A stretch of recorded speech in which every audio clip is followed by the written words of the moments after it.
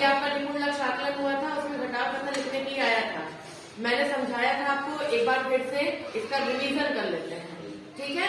तो देखिए 18 गेंदों को 3 टोकरियों में बराबर बराबर बांटने के लिए घटाव कथन लिखो, ठीक है। कितनी गेंदें हैं? 18। और टोकरी कितनी है? 3 टोकरियों में हमें बराबर बराबर गेंदें बांटनी है। तो सबसे पहला काम हम ये करेंगे कि यहाँ पर हम 3 टोकरी लिख लेंगे। तो टोकरी नंबर 1, टोकरी नंबर 2 और टोकरी नंबर 3। तो लिख लेते हैं इसको। टोकरी, ये आपको इससे आसानी होगी समझने में। और टोकरी नंबर 3, हमने 3 टोकरी बना ली। हम बांटना शुरू करेंगे। बांटना मैंने आपको समझाया था, हम लोग एक एक करके बांटेंगे, ठीक है। अब हमारे पास 18 गेंदें हैं, हम क्या करेंगे, हर एक टोकरी में एक एक एक देना शुरू करते हैं, एक एक बॉल, ठीक है, एक एक गेंद।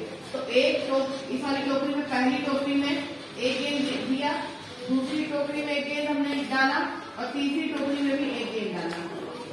तीनों में बराबर बराबर है ना। अब फिर से हम एक एक करके ही बांटेंगे, समझ में आ रहा है। लेकिन गिनेंगे कैसे, ये ध्यान दीजिए। 1 2 3, अब फिर एक एक दीजिए, 4 5 6, ठीक है। बराबर बराबर है ना अभी दोनों टोकरी में, तीनों टोकरी में। फिर 7 8 9, फिर 10 11 12, फिर 13 14 15, फिर 16 17 18 ही गेंदें थी, सारी हमने टोकरी में डाल दी।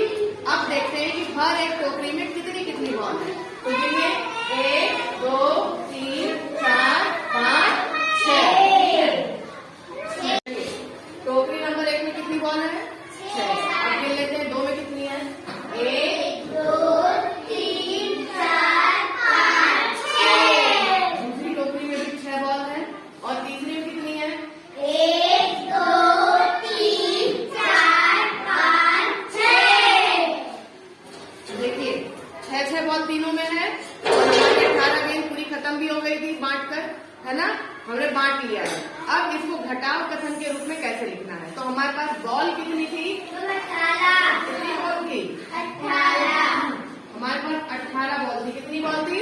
18। अब उस 18 में से 6 बॉल किसमें चली गई? टोकरी नंबर 1 में। तो 18 में से हम 6 घटा देंगे, ठीक है। फिर 6 बॉल और कहाँ चली गई? टोकरी नंबर 2 में। तो इसमें से 6 और घटा देंगे, ठीक है। और 6 बॉल और किस टोकरी में चली गई? टोकरी नंबर 3 में। तो 6 बॉल और घटा देंगे, तो बराबर क्या आएगा? 0, क्योंकि ये सारी बॉल कितनी है? 18 बॉल है ना। तो 18 में से 18 घट जाएगा तो कितना आएगा? 0। तो ये क्या है? यही है घटाव कथन।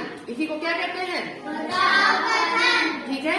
जब इस तरह के प्रश्न आएंगे तो घटाव कथन जब आपको लिखना होगा तो आपको इसी तरह से करना है, ठीक है। समझ में आ गया?